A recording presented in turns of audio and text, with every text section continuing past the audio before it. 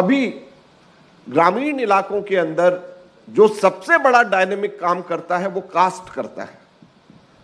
Cast के अपने अपने लीडर्स होते हैं जो जनरेशन्स के साथ में चले जाते हैं और उसके अंदर एक भावना, कास्ट की भावना होती है। सब एक दूसरे को प्रोटेक्ट करते हैं, प्रमोट करते हैं, आगे लेकर के जाते हैं और उसके अंदर बहुत बड़ी तादाद के अंदर लोगों के साथ में इनजस्टिस भी होता है कास्ट के बेसिस के ऊपर। लेकिन जब शहर बन जाएंगे, शहर के अंदर 75% लोग गैर कृषि के काम के होंगे, जाहिर बात है कि वो बाहर से आकर के वहां पे बसे होंगे, तो वहां पर पुराने कास्ट सिस्टम काम नहीं करते। वहां पे कास्ट की जगह क्लास आ जाता है, वहां गरीब और अमीर हो जाते हैं, वहां गरीब, मध्यम वर्गीय और अमीर लोग होते हैं। वहां पे गरीबों के अंदर, मध्य वर्गीय लोगों के अंदर भी अलग अलग क्लास होते हैं।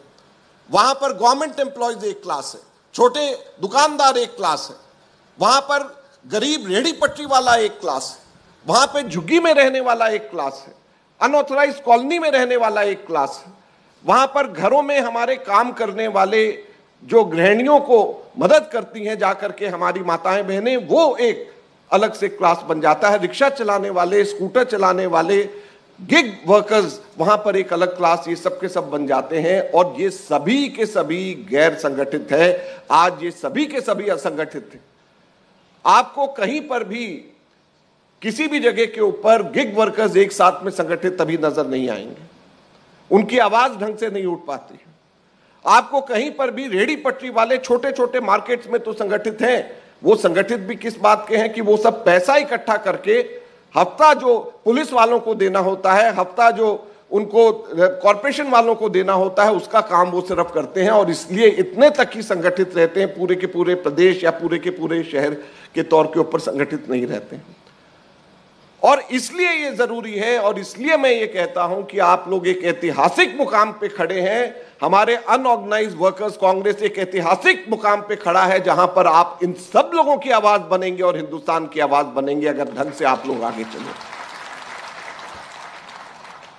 इसलिए मैं कहता हूं उदित राज जी को कि जो आपने ये कार्य आपको राहुल गांधी जी ने सौंपा है, राहुल गांधी जी को पता है कि आगे आने वाले समय में इसका महत्व क्या है।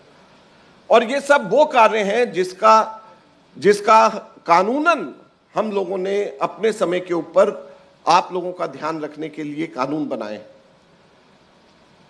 आप लोगों में से कितने लोग ये जानते हैं कि रेहड़ी पटरी आजीविका सुरक्षा कानून भारत सरकार का है? कितने लोग ये जानते हैं रेहड़ी पटरी आजीविका संरक्षण कानून भारत सरकार का आज की डेट में है? हाथ खड़ा करके जरा बताएं। ज्यादा लोग नहीं जानते। तो जब इतने कम लोग जानते हैं तो आप लोगों को वेंडर एक्ट के नाम से अगर जानते हैं तो सबके सब लोग जो जानते हैं वो हाथ खड़ा करें।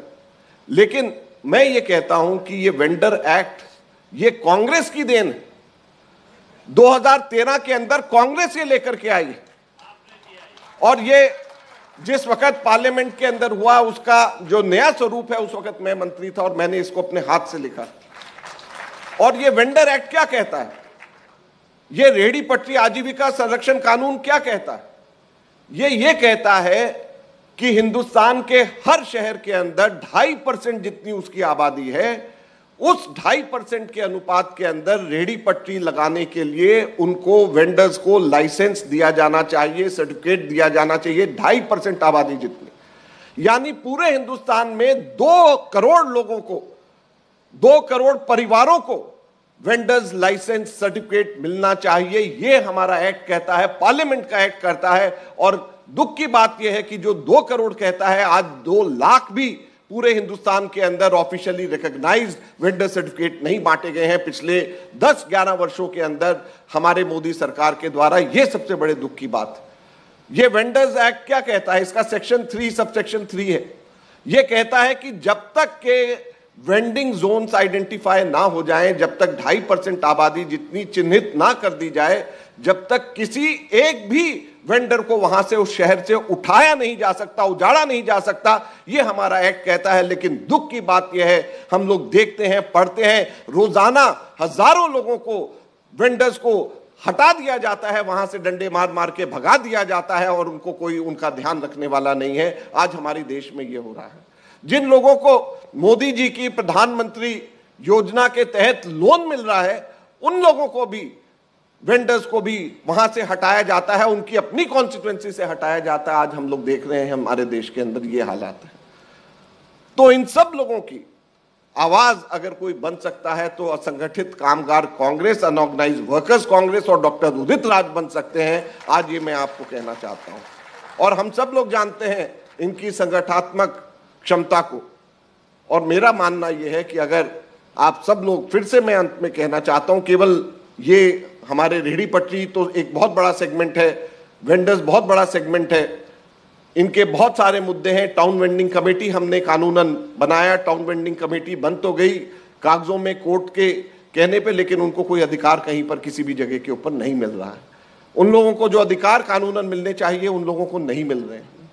दुख की बात यह है कि और जो दूसरे भी हमारे इस तरीके से जो अलग अलग सेगमेंट्स हैं, जैसे गिग वर्कर्स हैं, हमारे राजस्थान सरकार ने उसका एक्ट लेकर के आए, तो क्यों नहीं भारत सरकार और दूसरी राज्य सरकारें भी इस तरीके से हमारे गिग वर्कर्स, जो जोमैटो है, ब्लिंकिट है, अमेजॉन है, वहां पर उन लोगों के लिए जो काम करते हैं और पूरे के पूरे देश के अंदर एक बड़ी तादाद में है, उनकी कोई सुरक्षा नहीं है, उनकी कोई सामाजिक सुरक्षा नहीं, उनका कोई कानून नहीं है जो कि उनको ध्यान रखता है।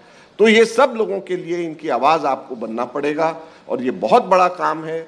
मैं उम्मीद करता हूं कि हमारे इस कसौटी के ऊपर जो राहुल जी चाहते हैं, खड़गे जी जो चाहते हैं और जो हमेशा से जिन बातों को वो रखते रहे हैं, उसको उस कसौटी के ऊपर उदित राज जी और उनकी ये टीम जो आज आप सब लोग यहाँ पे हैं, ये खरी उतरेगी। मैं उस उम्मीद के साथ आप सबका फिर से बहुत बहुत धन्यवाद करता हूँ। जय हिंद, जय भारत।